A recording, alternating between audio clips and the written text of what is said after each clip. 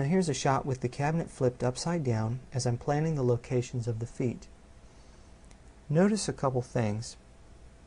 First of all, there's no way that this cabinet would be stable with the way these feet are so close together. And so it's going to be very important that this cabinet be fastened to something. The feet are really not needed, they're decorative. Second, notice that the feet set into this indentation in the bottom, which is actually the same as the indentation in the top because of the way cabinets are joined. And we don't want that because it's hiding the major detail of these nice feet. I'll show you in a minute how we get around that. But for now it's clear that for decorative purposes I want these feet set about as far out into the corners as possible.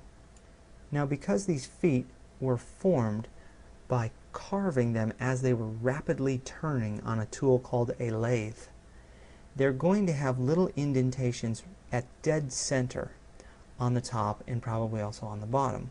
We want to pilot into that with a drill bit just the right size to allow the screws to bite. Then I sunk one of these screws all the way down into the pilot hole. I turned the foot over and banged it on the exact location where I want the feet to be. And what I was left with was a crosshairs mark, which was coming from the head of this screw, on the exact location where I would want the screws to pass through from inside the cabinet. So with the locations marked, I can pilot through into the cabinet with my drill bit. Now you can see these blocks of wood.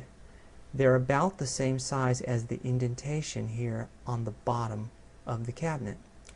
And I'm gluing them in place to act as a shim to bring the cabinet feet down lower so that this nice detail is visible to the user.